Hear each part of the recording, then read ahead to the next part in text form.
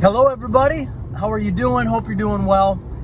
This is going to be part 3 of the little series that I've been talking about on how to save thousands of dollars on building your home and avoiding those hidden costs. And again, whether you are somebody that's going to be building a spec home, whether you're a home builder, whether you're somebody that is going to be hiring a home builder to build you a home, this is all relevant information to you.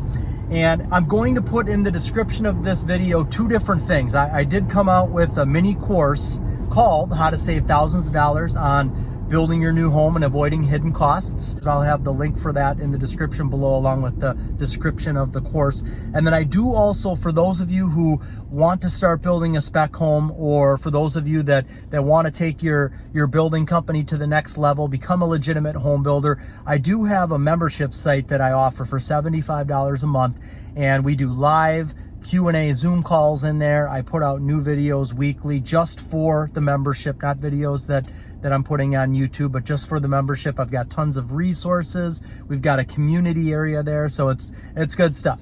Okay, into the video. So with this particular part 3, I want to talk about selections. And I know I've talked about selections many times in the past. Selections are just so important, especially nowadays. This is mid-July. Not sure if I should leave that in there, but my rubber band just snapped off of my mirror that was holding my phone in place, and the phone almost like shot right at me. It kind of scared me a little bit. Thank goodness I always carry backup rubber bands just in case something like that happens. Okay, selections. They're super important as we get further into this crazy year. And for those of you that are building houses, going through this right now, building a spec home, you're a home builder, you know what I'm talking about. Our lead times are continuing to increase with certain things. Just got an email yesterday from our cabinet supplier that the normal lead time for cabinets used to be 3 weeks. Now it's 10 weeks, so they're adding another 7 weeks on top of what the 3 weeks was. Windows, garage doors are months and months. We have to order the garage doors when we start the house. Normally, that wasn't something that we would order until maybe framing, doing the rough mechanicals in the home. We would order windows when we started the house, so that way we could get the windows once the framers were done framing the home, and then we could have the windows brought over there. They could simply install the windows as soon as they were done framing. Now, even though we're ordering the windows before we're digging the hole, the windows aren't getting there. The framers are done finishing or framing the home, and then they have to come back to set the windows and the doors. So we're having to make a lot of adjustments and just roll with the punches. And basically, I had another one snap off there. Not having good luck with the rubber bands today. So we're having to roll with the punches. We're having to adjust our building times, and just basically, there's nothing we can do about the longer lead times for windows other than make sure that we've got our selections done. We've got our windows picked. We know what windows we're going to order before we even start the house. So that means that we need to know the window grid pattern that we're going to do. We need to know the color of the windows that we're going to do. And we need to have our blueprint finalized so that we've got the correct windows and exterior doors called out on there. So this is where it ties in with selections. And I brought up garage doors. Garage doors, we ordered some garage doors in June. We're not going to have them until the end of October. Tubs, we ordered a soak tub, a particular one that we wanted from Kohler, and we thought it was going to be 3 months out. Okay, no problem. We can work with that. Now we're not going to be getting this thing in until January. The house that we're putting it in is already in the rough mechanical stage. They're going to be living in their house already. So we're going to have to go into their house after they're living there and install this tub.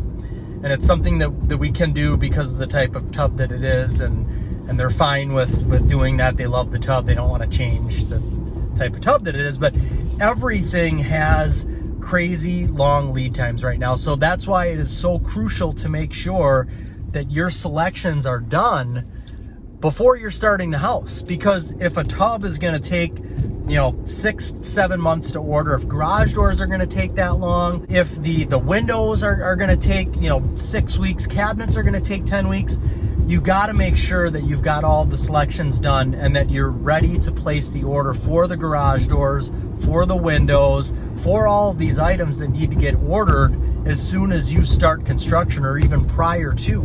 Now with cabinets, that's something that you can't, we don't order cabinets until after the house is framed up, because the cabinet company has to come to the house, they have to do a measurement, and they have to ensure that the layout that we've already predetermined or chosen with them, and we've picked the everything. So we've selected all the cabinets, layout, door style, color, so everything's ready to go, but they can't actually order until the framing is done, because they need to come out, do a field measure, and make sure that the cabinets are going to fit in those exact openings. And if they're not, then they're going to provide filler strips, or they may need to reduce the width of a cabinet. But nevertheless, we can't order without having that field measure done to ensure that everything is right on. Pause. So even though we can't order the cabinets until after the home started, we've still done our selections so that as soon as we are able to have them come out for a measurement, they can come out for a measurement and they can order the cabinet. So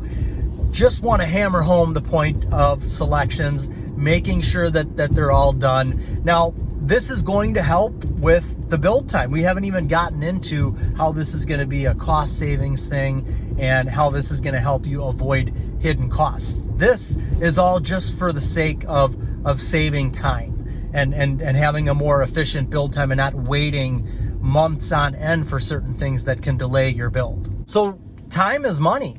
And if you're going to have delays in your build because you didn't select certain things, you don't have things picked, and things aren't going to be ordered, and you're waiting for things, time is money. And your interest rate that you're planning on locking into, whatever that interest rate is today, the further we get out into the year, or if we're getting into next year, we don't know that interest rate is going to stay where it's at. And if that interest rate continues to increase or does increase, that means that the longer it takes to build your home, the higher the interest rate is, and that's going to cost you some money. Materials continue to increase. So if you're doing a cost plus type scenario, and say you didn't order your windows until the framers were done framing the home, and now you're waiting 6 weeks for the framers to come back and set the windows. So that's basically delaying your build by 6 weeks. And you are now ordering shingles 6 weeks later than you should have. Maybe there was a price increase in shingles and now you're paying a higher amount for the shingles than you would have 6 weeks ago. So those are a couple of the time is money type reasons to do those selections right off of the bat. Here's how selections are going to help you avoid hidden and unforeseen costs. So if you've got your pricing all put together with a builder, or if you are going to be building a spec home and you sent your budget out or your blueprint out, you've got all of your bids back, but you haven't made exact selections, or you, the customer that has the pricing back from the builder has certain things estimated in for what they think you want to do and what you think is what you're seeing there and what's going to be included. And either way, you're getting your pricing back, you have your numbers, but you don't do selections. And then you go forward with getting a construction loan, you close on the construction loan, you start the build. Now you're going to go pick out your floors and you find out, oh boy, they had a $10,000 flooring allowance figured into my pricing, and the flooring that I want is coming in at $15,000. I have to pay $5,000 out of pocket for that. I can't go back and increase the loan amount at this point. That's just an out of pocket expense. So that is a reason why you do your selections before you sign a contract with a builder, or before you, if you're building a spec home, moves forward with putting that final number together, going to the bank, putting that final cost breakdown together, and knowing what your overall exact cost to build the home is. You need to do those selections so that you're not having things come up and eating into your budget. If you're building a spec home and you budget $4,000 for kitchen countertops, and then you go and choose the countertops after the house is being framed up and you pick something out that's $6,000, now that's $2,000 of profit that could be lost. because you didn't know ahead of time. Now, yes, you can still market and sell the home for a higher price, but maybe you're at the ceiling and you really can't go above what that planned price was going to be to sell the home. And so you really need to make sure that you're within budget for things. But if you're the customer moving forward with the builder and you choose the countertop before pricing is finalized, before everything goes to the bank as a building contract, and the builder has a $4,000 allowance in there for kitchen countertops, and you pick something that's $6,000, well, now you can do one of two things. You can say to yourself, you know what, I want to keep my loan amount where it's at. I'll just pay for that out of pocket. Or you can say, you know what, I want to put that into the financing. I don't want to pay for that out of pocket. Either way, you know about it up front and ahead of time. Because option 3, you may say to yourself, I can't go any higher than what this cost is right now, so I can't add anything to my loan. I don't have any money to pay for this out of pocket, so I simply need to select something different. So those are the types of scenarios that you're going to avoid if you are doing your selections prior to the builder finalizing the pricing and signing a building contract. And that holds true for everything: plumbing fixtures, flooring, light fixtures. If there are just estimated amounts in there, or if pricing is based upon, what the builder thinks you're going to do or what's in the model, and then you actually go out and pick things that cost more than what are in the model, or maybe you thought something was included that you saw in the model but it wasn't, you go out and you're doing your selections, and now you choose something and the builder says, oh no, we didn't have that accounted for in your pricing, you're going to have to pay for that out of pocket. If you would have done the selections before finalizing on the contract and getting too far into the build, the builder would have told you the same thing, but he would have told you that before you were finalized on price. And again, you could make the decision on what you wanted to do there. So doing the selections ahead of time is going to help you avoid hidden costs. Those hidden costs would be defined as, somebody didn't know that, they were going to spend $15,000 on flooring when they had a $10,000 allowance in their contract, because the builder maybe never really broke that down to them or told them what that $10,000 was going to include. The customer, you were just, trusting the builder and okay with the numbers that he was giving you. So it was kind of a hidden cost, the fact that now you're going to pick out floors and they're $5,000 more than what you thought they were going to be, and you're paying for that out of pocket. So those are ways that you can avoid those unknown. There won't be unknown costs, because if you're going out and choosing everything, you know what the costs are. So you're eliminating unknown costs and you're getting rid of the hidden costs. Jumping back to saving money, and we talked about how time is money, but there are also some other things that selections can help save money with. So say you've got your blueprints done and you're moving forward with the build, but you haven't picked out the soak tub that's going to be in your master bathroom. Now, yes, it shows a soak tub on the plan. There's a designated space for it, but you go and you pick out the soak tub that you want, and you have to have this soak tub. It's got the bubble jets. It's got everything that you want with it. You are not willing to choose another soak tub. Well, it turns out that this particular soak tub will not fit in the allotted space that's shown on the blueprint. The house is framed up now, and so the framer needs to come back to the house. They need to reconfigure some walls, move some things around to make a space to accommodate the tub that you want. There's going to be an extra cost for doing that, of course. Extra lumber, the framer coming back and spending time doing that. Again, if you would have chosen the tub ahead of time, early enough on to where that exact tub could be shown on the blueprints, then you would have saved yourself some money. That would have just been incorporated into the blueprints. The draftsman could have made it work there within the allotted space of the entire home, but it could have been accounted for before the framers even started framing the house. So some of these selections actually tie into the blueprints. Fireplace, for example.